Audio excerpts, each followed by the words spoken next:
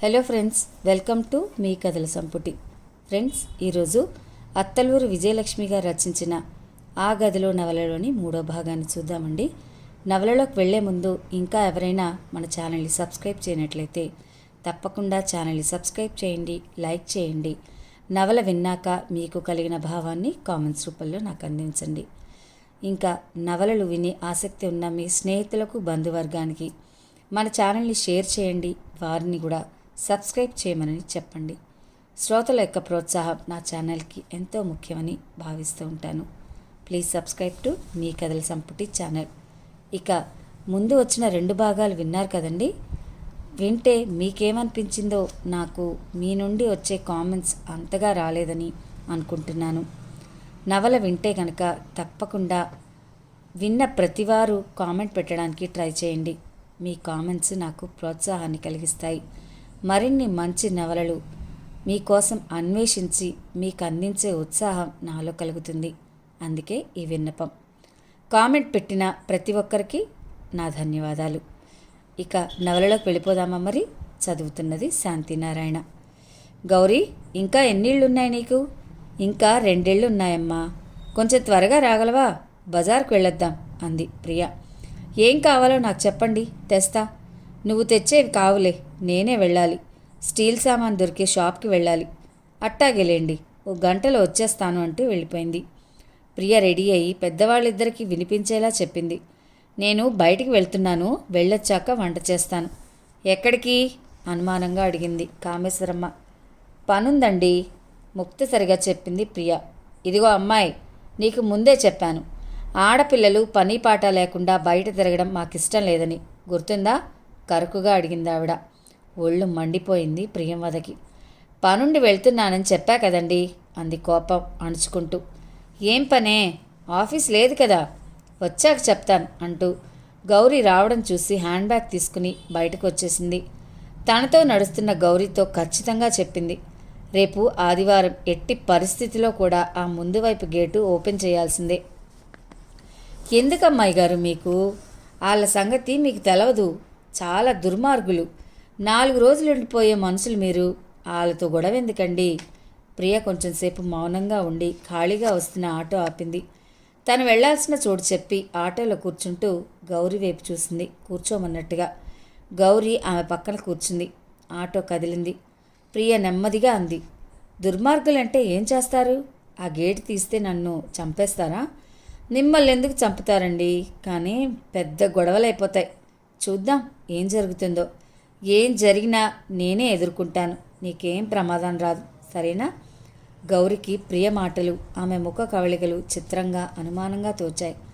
సందేహిస్తూనే అడిగింది, అమ్మాయి గారు, ఓ మాట అడగనా? అడుగు. మీకు నిజంగా వాళ్ళతో ఇంతకు ముందు పరిచయం లేదా? లేదు. ఏ, ఎందుకు అడుగుతున్నావు? అబ్బే ఏం లేదు. మిమ్మల్ని చూస్తుంటే, మీ మాటలు వింటుంటే వాళ్ళు మీకు బంధువులేమో అనిపిస్తోంది నవ్వింది ప్రియ. ఏదన్నా బంధుత్వం ఉందేమో, లేకపోతే ఆ భగవంతుడు నన్ను ఇక్కడికి ఎందుకు పంపిస్తాడు? గంభీరంగా పలికిన ఆ స్వరం ఏం మాట్లాడకు అని హెచ్చరించినట్లు వినిపించింది గౌరీకి. మౌనంగా రోడ్డు మీద తిరుగుతున్న వాహనాలను చూస్తూ కూర్చుంది. 2 కుక్కర్లు, కొన్ని మంచినీళ్ళ గ్లాసులు, కొన్ని కాఫీ గ్లాసులు, ప్లేట్లు, కంచాలు, కొన్ని గిన్నెలు, గరిటెలు, చెంచాలు కొన్నది ప్రియ. అవన్నీ కొంటుంటే ఈ అమ్మాయికి పిచ్చేమో అనిపించింది గౌరీకి. లేకపోతే 4 రోజులుండి పోయేదానికి ఈ ఖర్చెందుకు? పోయేటప్పుడు ఇవన్నీ తీసుకువెళ్ళిపోతుందా? ఆమె భావాలు గమనించిన దానిలా అంది ప్రియ. ఆ ఇంట్లోని పాత వస్తువులు ముట్టుకోవాలంటే నాకు చాలా అసహ్యంగా ఉంది. ఎన్నాళ్లను వాటివో అవి చాలా రోతగా ఉన్నాయి. రేపు పాత సామానంతా బయట పారే, ఇవి వాడుకుందాం. కుక్కర్ లేకుండా వంట చేయాలంటే చాలా టైం పడుతుంది. నాకంత టైం లేదు. ఇవన్నీ నా కోసమే కాదు, నీ వీలు కోసం కూడా కొన్నాను. గౌరీ ప్రేమైన వైపు చూసి నవ్వింది. అలా చూసి నవ్వడంలో ఎంత మంచిదానివి అనే భావన కనిపించింది. ఇంటికెళ్ళాక చప్పుడు చేయకుండా అన్నీ సర్దేసి పాత సామానంతా ఒక పెద్ద సంచిలో వేసి గౌరీకి ఇచ్చేసింది. వాళ్ళొచ్చి వంటింట్లో సామాన్లేం పరీక్షించే సీన్ లేదులే. వాళ్ళకేం చెప్పొద్దనుకుంది. ఎక్కడికి వెళ్ళొచ్చావు అని అనుమానంగా అడిగిన వాళ్ళకి పుస్తకాలు కొనుక్కోవడానికి వెళ్ళానండి అంటూ గదిలోకి వెళ్ళిపోయింది. వాళ్ళేదో సనగడం వినిపించినా తనని కాదన్నట్టు ఉండిపోయింది. మర్నాడు మంచి నిద్రలో నుంచి అప్పుడే మెలకు వచ్చింది ప్రియంవదకి. పక్క మీద నుంచి లేచి అరచేతులు రుద్దుకుని కళ్ళకద్దుకుంది. ఒక్కసారి కళ్ళు తెరిచి పరిసరాలు పరికించింది. తనకి బాగా పరిచితమైన తన ఇల్లు కాదు, ఏనాడూ చూడని చిత్రమైన ఇల్లు. ఆ ఇంట్లో ఉన్న వృద్ధ దంపతులు బిక్కుబిక్కుమంటూ ఓ తోడు కోసం ఎదురుతెన్నులు చూస్తూ ఉంటారని, తనని సంతోషంగా ఆహ్వానిస్తారని అనుకుంది. మంచివాళ్ళో చెడ్డవాళ్ళో వృద్ధాప్యం తమని కనిపెట్టుకుని ఉండేవాళ్ల కోసం తపన పడతారు. కానీ వాళ్ళు అనుక్షణం తనని డేగకళతో చూశారు. వచ్చిన దగ్గర నుంచి వాళ్ళ ముందు తిరగడానికి, వాళ్ళ ఎదురుగా కూర్చుని అన్నం తినడానికి ఎంతో ఇబ్బందిగా అనిపిస్తోంది. అక్కడికి గోపాల్ అంకుల్ అంటూనే ఉన్నాడు, నీకక్కడ రెడ్ కార్పెట్ పరిచి హారతి పడతారని ఆశించకు. నీకేమన్నా అటువంటి ఆశలుంటే అవి జరక్కపోయినా బాధపడకు. నీ పని అయిందాకా లౌక్యంగా గడిపిరా. మనకి కావాల్సింది సాధించడమే ప్రస్తుత కర్తవ్యం. నువ్వు ఈ వయసుకి ఎప్పుడొస్తావా అని ఎదురుచూశాను. నా ధ్యేయం నెరవేరాలి అంతే. దీర్ఘంగా నిట్టూరుస్తూ నెమ్మదిగా మంచం దిగి కిటికీ తెరిచింది. ఆశ్చర్యం, వాకిలి శుభ్రంగా ఊడ్చి ముగ్గులేసింది. తుప్పుపట్టిన నల్లటి ఇనుప గేటు ఓ పక్క తెరిచింది. గేటు బయట చేతిలో ముగ్గు డబ్బా పట్టుకుని పక్కింటి వాళ్లతో కాబోలు మాట్లాడుతోంది గౌరీ. బహుశా గేటు తీసిన కారణం, విశేషాలు తెలుసుకుంటుంది ఆవిడ. గౌరికి నెట్వర్క్ బాగా ఉంటుంది, జాగ్రత్తగా ఉండాలి అనుకుంది ప్రియ. గదిలో నుంచి హాల్లోకి వచ్చింది. పెరట్లోకి వెళ్లబోతూ ఆగి హాల్లో చెరో మంచం మీద గాఢ నిద్రలో ఉన్న సుందరయ్య, కామేశ్వరమ్మలను చూసింది. లేచాక ఏం జరుగుతుందో చూడాలి. నవ్వుకొని పెరట్లోకి వెళ్ళి బ్రష్ చేసుకుంది. తర్వాత టవల్తో మొహం తుడుచుకుంటూ పెరట్లో నుంచి వీధి వాకిట్లోకి వెళ్ళడానికి ఎడమ పక్కన ఉన్న చిన్న సందులోకి నడిచి అక్కడి నుంచి గేటు దగ్గరికి వెళ్ళింది. నిన్న చూసినప్పటికీ ఈ రోజుకి ఇంటిని చూస్తే ఓ చక్కటి ఆకారం కనిపిస్తుంది. ఇప్పుడు కొంత కళగా ఉంది. అమ్మయ్యా, ఇప్పుడు బూత్ బంగ్లాలా లేదు అనుకుని గేటు దగ్గర నిలబడింది. ఆమెను చూడగానే గౌరితో మాట్లాడుతున్న పక్కింటి ఆవిడ అక్కడి నుంచి వెళ్ళిపోయింది. ఆమె వెళ్ళిపోవడంతో వెనక్కి తిరిగి చూసిన గౌరీ ప్రియని చూసి నవ్వుతూ దగ్గరకొచ్చి, మీ దయ వలన ఇంటికి లక్ష్మీ కళ వచ్చిందమ్మాయి గారు అంది. ప్రియ నవ్వింది. అప్పుడేనా అంది. గౌరి వేసిన ముగ్గులు చూస్తూ, ముగ్గులు బాగా వేశావు, చాలా వచ్చినట్టున్నాయే అంది. బోలుడొచ్చు, సంకురాత్రికి వేస్తాను చూడండి, ఈ వీధంతా నా ముగ్గులే ఉంటాయి గర్వంగా చెప్పింది గౌరీ. గుడ్ అంటూ అక్కడి నుంచి వెనక్కి తిరిగి గుమ్మం దగ్గరికి వచ్చి గ్రిల్ తలుపుకున్న తాళం చూసి గౌరీ వైపు ఆశ్చర్యంగా చూసి, ఈ తాళం తీయలేదే అంది. గౌరీ భయంగా అంది, అమ్మో, వాళ్ళిద్దరూ బయటికి రాలేరు కాబట్టి ఈ గేటు ముగ్గులు చూడరు. అందుకే ధైర్యంగా మీరు చెప్పింది చేశాను. ఈ తాళం తీశానంటే వాళ్ళకి తెలిసిపోద్ది, నా పీక తెగుద్ది. ప్రియా ఈసారి నవ్వలేదు, కొంచెం సీరియస్గా అంది. నేను చెప్తున్నాను, వెంటనే ఈ తాళం తీయి. అమ్మాయి గారు, మీరు 4 రోజులు ఉండిపోవడానికి వచ్చారమ్మా, మీకెందుకు ఇదంతా? ప్రియా ఖచ్చితంగా ఆదేశిస్తున్నట్టుగా అంది. అవన్నీ నీకు అనవసరం, ముందు తాళా చేతులు పట్రా. తెలుసా ఎక్కడున్నాయో? ఆమె స్వరంలో వినిపిస్తున్న ఆజ్ఞకి చిత్రంగా చూస్తూ అంది గౌరీ. తెలుసమ్మా, వెళ్ళి పట్రా. కానీ అమ్మాయి గారు, వెళ్ళి పట్రా. గౌరీ మరేం మాట్లాడకుండా సందులోంచి వెనక్కి వెళ్ళింది. విస్తారంగా పెరిగిన కొమ్మలతో బలంగా ఉన్న మామిడి చెట్లను చూస్తూ ప్రియ అనుకున్నది, ఎన్ని కాయలు కాస్తాయో ఈ చెట్టుకి. అవన్నీ ఏం చేసి ఉంటారు ఈ ముసలాళ్ళు? వరండాలో కూడా సీలింగ్ అంతా బూజులు, ఎక్కడ చూసినా బూజులు వేలాడుతున్నాయి. ప్రధాన ద్వారం దట్టంగా దుమ్ము పేరుకుని ఉంది. ఎన్నేళ్లైందో ఈ ఇంటికి రంగులు వేయించి, ఎన్నాళ్లైందో ఈ ఇంటి ముందు దీపం వెలిగించి, ఎన్నేళ్లైందో ఈ ఇంటికి సూట్ కేసుతో ఓ చుట్టం వచ్చి వీళ్ళని బంధువులు వెలేశారో, వీళ్లే బంధువులను వెలేశారో. ఏదలా ఉన్నా వీళ్ల ధైర్యానికి మెచ్చుకోవాలనుకుంది. ప్రియ అసహనంగా కదిలింది. గౌరీ ఇంకా తాళం చేతులు తేలేదు. 10 నిమిషాలైంది లోపలికి వెళ్ళి. ప్రియ అక్కడి నుంచి కదిలి వెనక్కి రాబోతుంటే వచ్చింది గౌరీ. ఆమె మొహంలో భయం, నుదుట చిరుచెమట. ఎంత టెన్షన్ పడిందో తెలియజేస్తోంది. ఇవిగోండి తాళం చేతులు గుత్తి ఇచ్చింది. తాళాల చప్పుడికి వాళ్ళెక్కడ లేస్తారో అని గుండె దడదడలాడింది గౌరికి. వీటిలో ఏది అడిగింది ప్రియ. తెలీదమ్మా, చూడాలి అంది గౌరీ. సరే, ప్రియ ఓపిగ్గా ఒక్కొక్క తాళం చెవి తీసుకుని తాళం తీయడానికి ప్రయత్నించసాగింది. చివరికి 7వ తాళం చెవితో అతి ప్రయత్నం మీద తాళం ఊడొచ్చింది. గ్రిల్ డోర్ త్వరగానే తెరుచుకుంది.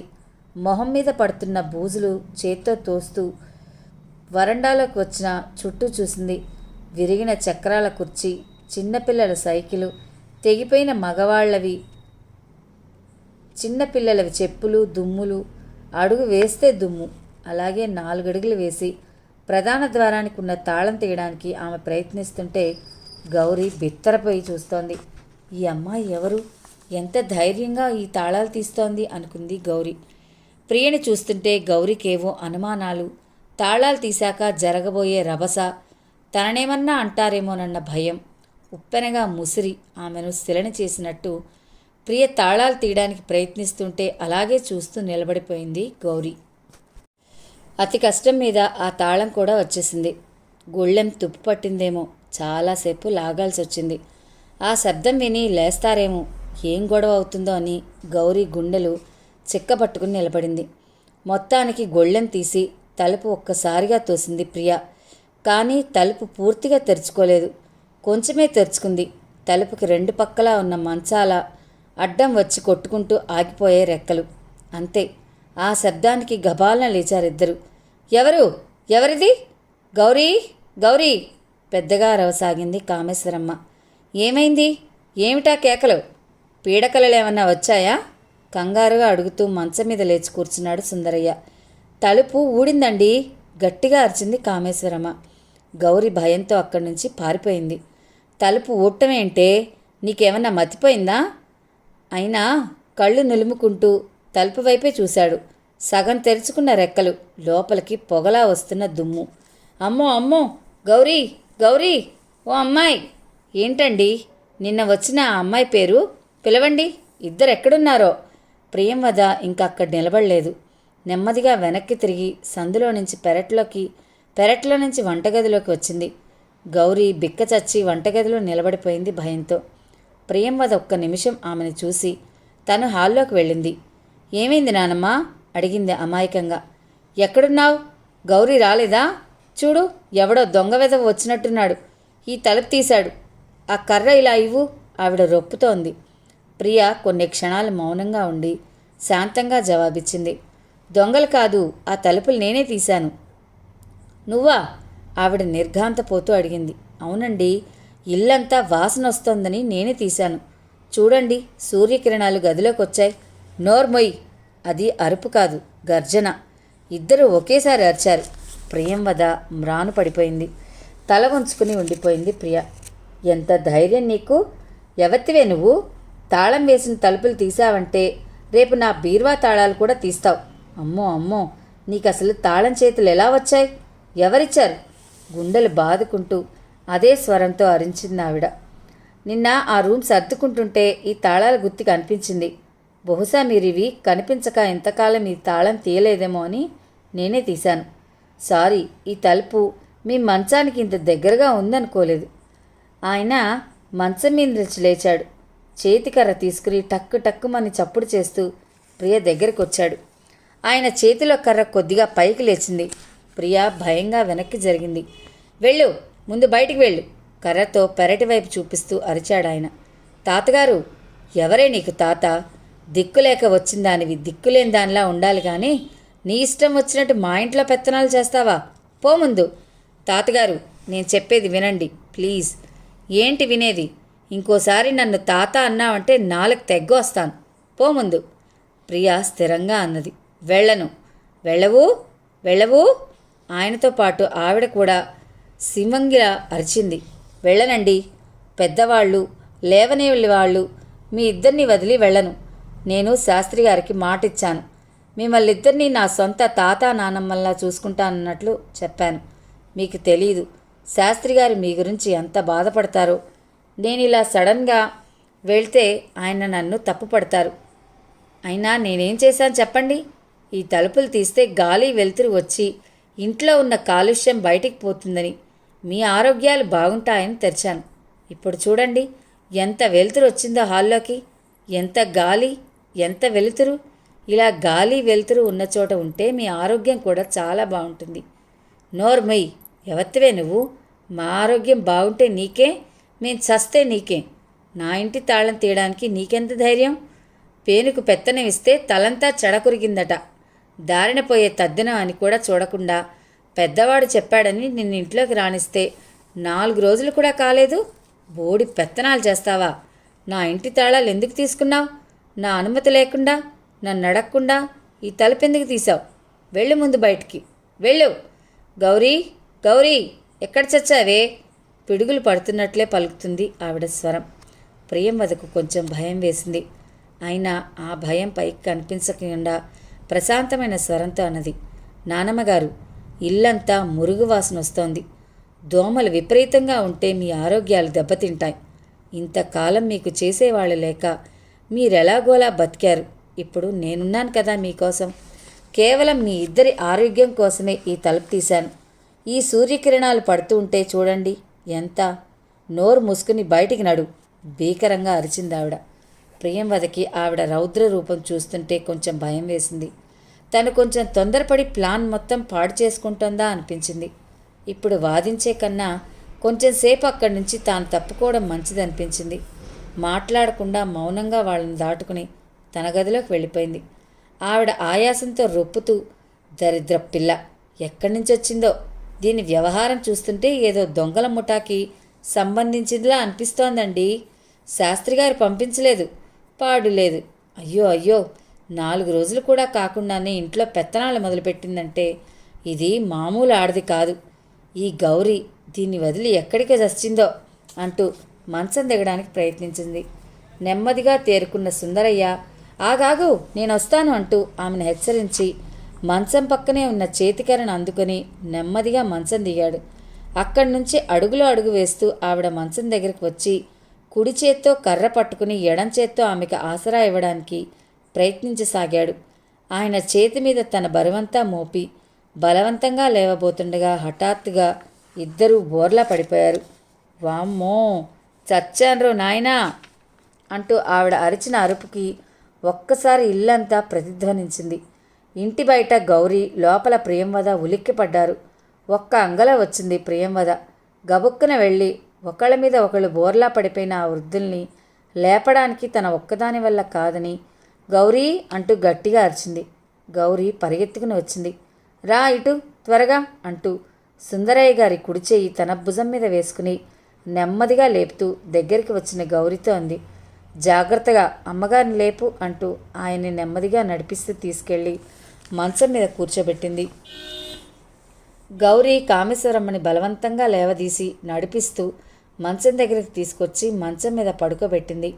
అయ్యో అయ్యో భగవంతుడా, ఏం కర్మకాలిందిరా మాకిలా. పొద్దున్నే మాకి ప్రారంధం ఏంటి ఇవాళ? గుట్టు చప్పుడు కాకుండా బతుకుతున్న మా బతుకులు బజారు కీర్చడానికి వచ్చినట్టుంది ఈ పాపిష్టిది. ఒసే గౌరీ, ముందా పిల్లని బయటికెళ్ళమనవే అంటూ గట్టిగా మూలుగుతూ అరవసాగిందావిడ. ఊరుకోండమ్మగారు, ఈ నేలకి మిమ్మల్ని ఆదుకోవడానికి ఒకళ్ళు వచ్చినారు. ఈ వయసులో అందరినీ వదులుకొని ఎట్టా బతుకుదామని అనుకుంటున్నారు? అమ్మాయి గారు చాలా మంచిది, మిమ్మల్ని సొంతోళ్ళలా చూసుకుంటోంది. పడుకోండిట్టా. నడుంకి దెబ్బ తగిలినట్టుంది. కసురుతూ ఆవిడని సరిగ్గా పడుకోబెట్టింది. ప్రియంవద సుందరయ్య నుదుటి మీద దెబ్బ తగలడం చూసి పాత బట్ట తీసుకొచ్చి తుడుస్తూ ఆప్యాయంగా అంది, ఏంటి తాతగారు, ఎందుకంత ఆవేశపడతారు? నేను ఏ దొంగల ముఠాకి సంబంధించిన దాన్ని కాదండి, నన్ను నమ్మండి. నేనేం చేసినా మీకోసమే, మీ మంచి కోసమే అంటూ కామేశ్వరమ్మ వైపు తిరిగి, కావాలంటే గౌరిని అడగండి. నిన్న నేను తను బజారుకి వెళ్ళి వంటింట్లోకి కావాల్సిన కుక్కరు, కొత్త పళ్ళాలు, గ్లాసులు అన్నీ కొనుక్కొచ్చాం. మీ ఇల్లు కదా, నాకేం సంబంధం అనుకున్నానా చెప్పండి. అప్పటికే నడుం పట్టేసి ఆవిడ నుదుటి మీద దెబ్బతో ఆయన విలవిల్లాడుతూ ఆ బాధలో ప్రియంవద మాటలు వెంటనే ఏమనలేకపోయారు. ప్రియంవద మళ్ళీ అంది, మీరు వెళ్ళమంటే వెళ్ళిపోతాను, కానీ ఒక్కటి చెప్పండి.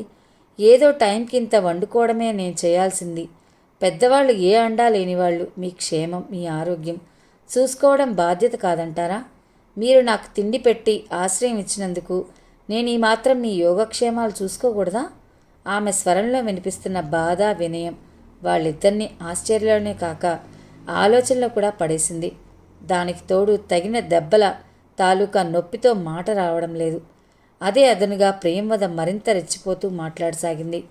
మిమ్మల్ని బాధ పెట్టాలని కాదు, మీకు సాయం చెయ్యాలని నేను కొంచెం సాహసం చేశాను. నాకు తెలిసినంత వరకు వీధి వాకిలు ఎప్పుడు మూసుకునుంటే లక్ష్మీదేవి వెనక్కి వెళ్ళిపోతున్నది కదా. మా అమ్మ వాకిట్లో ప్రతిరోజు ముగ్గు లేకపోతే ఊరుకోదు. జ్వరం వచ్చినా, బయట హోరున వర్షం కురుస్తున్నా వాకిలి ఊడ్చి ముగ్గు వేయాల్సిందే. ఉదయాన్నే ఉషాకిరణాలు ఇంట్లో పడాల్సిందే అంటుంది. అది అలవాటై నేను ఈ పని చేశాను. మీ ఇంటి కోసమేగా, ఇది నా ఇల్లు కాదుగా. చెప్పండి, నేను చేసింది తప్ప? నా సేవలు మీకు చాలా అవసరం. నాకెలాగూ తాత, అమ్మమ్మ, నానమ్మ లేరు. మీకన్నా సేవలు చేసుకుంటే నాకు కొంచెమన్నా పుణ్యం వస్తుంది కదండి అంటూ ముక్కు ఒకసారి ఎగబిల్చి, చూడండి చూడండి, ఇప్పుడు ఇంట్లో వాసనంతా పోయింది అంది ప్రియ. నిజంగానే వెచ్చటి సూర్యకిరణాలతో పాటు ఏదో చిత్రమైన పరిమళం ఇంట్లోకి వ్యాపించినట్టయింది. ఆమె మాటలు నిజమే అని ఒప్పుకోవడానికి అహం అడ్డొచ్చినా మౌనంగా ఉండిపోయారు. చాలా కాలం తర్వాత వెచ్చటి సూర్యకిరణాల స్పర్శ హాయిగా అనిపిస్తోంది. గాలి కూడా వీస్తోంది. రోజు ఏంటో ఫ్యాన్ తిరుగుతున్నా ఉక్కిరిబిక్కిరి అవుతున్నట్టే ఉండేది. ఇంతకాలం నుంచి ఇంటి గుట్టు రచ్చకెగురుతుందేమని, ఎవరికి ఏ విషయాలు తెలియకూడదని ఇంట్లో నుంచి బయటికి కదలకుండా, ఇంట్లోకి ఎవరినీ రానివ్వకుండా తలుపులు మూసిపెట్టాం. ఇప్పుడు మరీ రభస చేస్తే ఈ మొండిపిల్ల ఎందుకు ఏమిటి అని ప్రశ్నలు వేయచ్చు. 10 మందికి ఈ మూసి ఉన్న తలుపుల గురించి చిలువలు పలువలు కల్పించి ఏమన్నా చెప్పచ్చు. అంతేకాక రోజులు బాగాలేవని, వృద్ధులున్న ఇళ్లు చూసుకుని దొంగలు చొరబడి హత్యలు చేసి కూడా దోచుకుపోతున్నారనే వార్తలు చదివి భయపడి మూయడం కూడా ఒక కారణం. ఇప్పుడు పర్వాలేదు, ఈ అమ్మాయి కూడా ఉంది కదా, భయమే ఉంది అనిపించింది ఇద్దరికీ. వాళ్ళ మౌనంతో ప్రియ కొంచెం ఊపిరి పీల్చుకుని గౌరితో అంది, గౌరీ, కొంచెం అమృతాంజనం వేడి నీళ్ళు పట్రా. గౌరీ ఆమె తెలివితేటలకు లౌక్యానికి నివ్వెరపోతూ కామేశ్వరమ్మ మంచం దగ్గర ఉన్న స్టూల్ మీద నుంచి అమృతాంజనం తీసిచ్చింది. వేడినీళ్లు తెస్తానుండండి అంటూ వంటగదిలోకి వెళ్ళిపోయింది. ఇలా పడుకోండి అంటూ ప్రేమవద కామేశ్వరమ్మను కుడిపక్కకి ఒత్తిగిల్లా చేసి ఆవిడ నడుంకి మృదువుగా అమృతాంజనం రాయసాగింది. జీవితంలో ఏనాడు ఎరగని మృదువైన ఆ స్పర్శ ఆవిడకి హాయిని అనిపించింది. అనుకోకుండా నిప్పులు కురిపిస్తూ అరిచిన ఆ స్వరం మూగపోయినట్టయింది. 10 నిమిషాల పాటు ఆవిడ నడుముకి దెబ్బ తగిలిన చోటే కాకుండా మొత్తం అమృతాంజనం రాస్తుంటే తనకి అంత నడుము నొప్పి ఉన్నట్టు మొదటిసారిగా తెలిసింది ఆవిడకి. ఆ తర్వాత ప్రియంవద సుందరయ్య గారికి నుదుటికి కూడా అమృతాంజనం పట్టిస్తూ నెమ్మదిగా అన్నది, తాతగారు, ఈ తలుపు తీసే ముందే నేను వరండా దులిపించి ఉండాల్సింది, పొరపాటైంది. నేనిప్పుడే మీ మంచాలు దుమ్ము పడకుండా కొంచెం జరుపుతానుండండి అంటూ వేడి నీళ్ల గిన్నెతో వచ్చిన గౌరితో అంది. గౌరీ, ఇలారా, ఈ తలుపు మూసి వీళ్ళిద్దరి మంచాలు కొంచెం అలా పక్కకి జరుపుదాం, సాయం పట్టు. గౌరి ఏం మాట్లాడకుండా ఆమె చెప్పింది చేయడానికి సిద్ధంగా నిలబడింది. ఆశ్చర్యంగా పెద్దవాళ్ళిద్దరూ ఎక్కువగా గొడవ చేయకుండా మౌనంగా సహకరించారు. వాళ్ళనలా పడుకోనిచ్చే ఇద్దరూ కలిసి వాళ్ళ మంచాలు తలుపులకు కొంచెం దూరంగా జరిపారు. గౌరీ, నువ్వు వెళ్ళి వరండా శుభ్రం చేయి, నేను వీళ్ళిద్దరికీ మొహాలు కడిగించి స్నానాలు చేయిస్తాను అంది ప్రియంవద. మీరా? ఎందుకులేమ్మా, వరండా శుభ్రం చేశాక నేనే చేయిస్తాలేండి అంది. ఏం పర్లేదు గౌరీ, నా తాతగారికి నానమ్మకి చైనా, ఇది అలాగే మృదువుగా అన్నది ప్రియంవద. గౌరీ మాట్లాడకుండా చీపురు తీసుకుని మొదటిసారిగా హాల్లో నుంచి వీధి వరండాలోకి బయలుదేరింది. నానమ్మ అంటూ తీయగా పిలుస్తూ, రండి మీకు స్నానం చేయిస్తానంటూ కామేశ్వరమ్మ భుజం పట్టి లేవదీసింది ప్రియ. ఆవిడ నెమ్మదిగా లేచింది.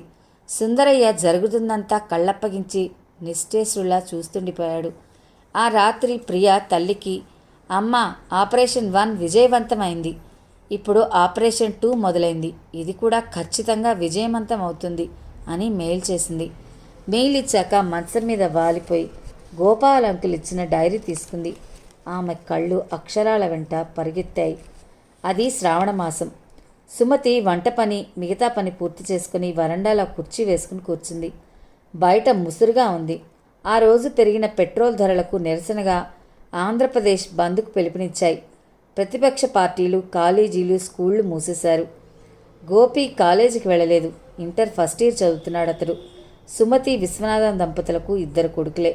పెద్దవాడు ప్రసాద్ వైజాగ్ గీతం కాలేజీలో ఇంజనీరింగ్ సెకండ్ ఇయర్ చదువుతున్నాడు. విశ్వనాథన్ ఏజీ ఆఫీసులో ఆడిటర్గా పనిచేస్తున్నాడు. వర్షం వలన బయటికి వెళ్ళలేక బంద్ వలన కాలేజీకి వెళ్ళలేక బోర్ అంటూ లోపల నుంచి బయటికి, బయట నుంచి లోపలికి తిరుగుతూ కాసేపు వర్షాన్ని తిట్టుకుంటూ చిరాగ్గా ఉన్నాడు గోపి.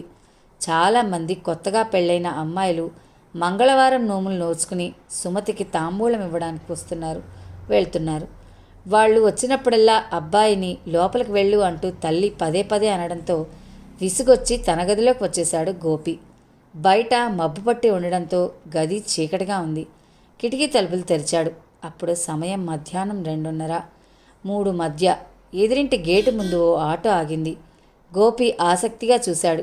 ఆ ఇంటి ముందు ఆటో ఆగడం, ఎవరన్నా రావడం చాలా విచిత్రమైన విషయం. ఎవరొచ్చారబ్బా? ఆటోలో నుంచి ముందు సుందరయ్య దిగాడు. ఆయనతో పాటు ఆయన చేయి పట్టుకుని సీను దిగాడు. సుందరయ్య, సీను కూడా సిల్క్ లాల్చీలు వేసుకునున్నారు. సుందరయ్య జేబులో నుంచి డబ్బులు తీసి ఆటో వాళ్ళకిచ్చి గేటుకున్న తాళం తీశాడు. ఇంతలో మరో ఆటో వచ్చి ఆగింది. అందులో నుంచి కామేశ్వరమ్మ, ఆవిడ వెనకాల ఓ అమ్మాయి దిగడం చూసి మరింత కుతూహలంగా కిటికీ దగ్గరికి నిలబడ్డాడు గోపి వాళ్ళనే చూస్తూ. సుందరయ్య, కామేశ్వరమ్మ, సీను తప్ప మరో వ్యక్తి ఆ ఇంట్లోకి రావడం ఎన్నడూ అక్కడి వారు చూడలేదు. ఎవరి కొత్తమ్మాయి? పైగా ఎన్నడూ ఇల్లు కదలని ఆ దంపతులు 2 రోజులుగా గేటుకు తాళం వేసి ఎక్కడికో వెళ్ళి రావడం, వస్తూ వస్తూ ఓ కొత్త అమ్మాయిని వెంట పెట్టుకురావడం అంతా మిస్టరీ మూవీ చూస్తున్నట్లుగా ఉంది గోపికి. ఆగిన మరో ఆటో డ్రైవర్ కూడా సుందరయ్యే డబ్బులిచ్చాడు. తర్వాత సీను చేయి పట్టుకుని లోపలికి వెళ్ళిపోయాడు. వాళ్ళ వెనకాలే కామేశ్వరమ్మ కూడా కొత్తమ్మాయిని చేయి పట్టుకుని ఓ విధంగా లాక్కెళ్తున్నట్టే లోనికి తీసుకెళ్ళింది. గోపికి ఆ అమ్మాయి ఎవరో ఏంటో తెలుసుకుని ఓసారి ఆమె మొహం చూడాలనిపించింది. ఆమె పసుపచ్చు సిల్కు చీర కట్టుకునింది. ఆ చీర చెంగు భుజాలు చుట్టూ కప్పుకొని తల వంచుకుని ఆవిడ వెనకాలే వెళ్ళింది.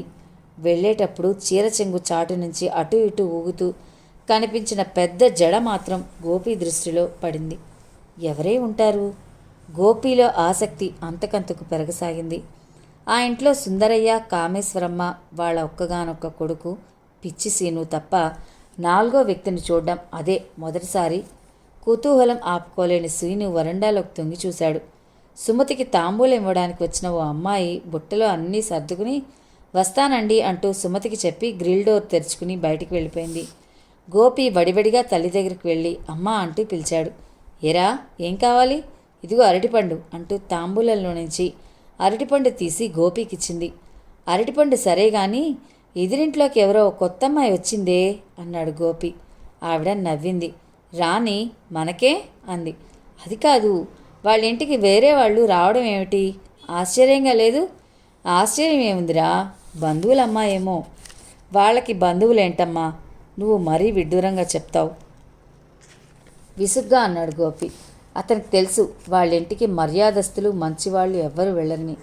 కామేశ్వరమ్మ నోటి దురుసుకి అందరూ తెలుసు. ఆ ఇంట్లోకి వెళ్ళడం అంటే పులిగుహలోకి దూరడం లాంటిది. సర్లేరా, అయినా నీకెందుకు? నీ చదివేదో నువ్వు చదువుకో కసిరింది సుమతి. గోపి బిక్కమొహం వేసుకుని గదిలోకి వచ్చాడే గాని ఆ అమ్మాయి ఎవరో తెలుసుకోవాలన్న కోరిక క్షణక్షణానికి పెరుగుతూనే ఉంది. ఆ సాయంత్రం గోపి కోరిక తీరింది. వాళ్ళింట్లో పనిచేసే లక్ష్మమ్మే ఎదిరింట్లో కూడా పనిచేస్తుంది. సాయంత్రం పనికి వచ్చిన లక్ష్మమ్మ బుగ్గలు నొక్కుంటూ కళ్ళు పెద్దవి చేస్తూ సుమతికి చెప్తుంటే జాగ్రత్తగా విన్నాడు గోపి. అదేంటమ్మా, పిచ్చోడికి పెండ్లా? పాపం ఆంధ్రాకు పోయి పాపం అభం శుభం తెలియని పోరికిచ్చి గప్చుప్గా పెళ్లి చేసుకుని వచ్చిండ్రు. ఎవరికి చెప్పలే. పిల్ల ఎంత ముద్దుగుంది, ఎరికినా? అమ్మో, తాచుపాము లెక్క పెద్ద జడ, పచ్చని రంగు. ఏం కర్మ కాలిందో వీడిని చేసుకుంది. నిజమేనా లక్ష్మమ్మ నువ్వు చెప్పేది? సుమతి జాలిగా అడుగుతోంది. అబద్ధం ఎందుకు చెప్తానమ్మా, నన్ను కూడా పనుల నుండి తీసేసింది. గా పిల్లనే వాళ్ళకింకా పని మనిషి, వంట మనిషి అన్నీ సణుక్కుంటూ పనిలో పడింది లక్ష్మమ్మ. ఫ్రెండ్స్, విన్నారు కదా కథలోని ఈ మిస్టరీని. వింటుంటే ముందు ముందు వచ్చే ఎపిసోడ్స్లో కథ ఏ మలుపు తిరుగుతుందో, ఆ పిల్ల ఎవరో ఎలా తెలుసుకుంటాడో గోపి అన్నది త్వరగా తెలుసుకోవాలని మీకు ఆసక్తి కలుగుతుంది కదూ. మరి తప్పకుండా నేను ప్రతిరోజు పెట్టే ఎపిసోడ్ వినాలని కోరుకుంటున్నాను. మరిన్ని మంచి నవలలు వినాలి అనుకుంటే తప్పకుండా మరి మన ఛానల్ని సబ్స్క్రైబ్ చేసుకోవాల్సిందే. చేసుకుంటారు కదూ. మరో భాగంతో మీ ముందుంటాను. అంతవరకు సెలవు. నమస్తే.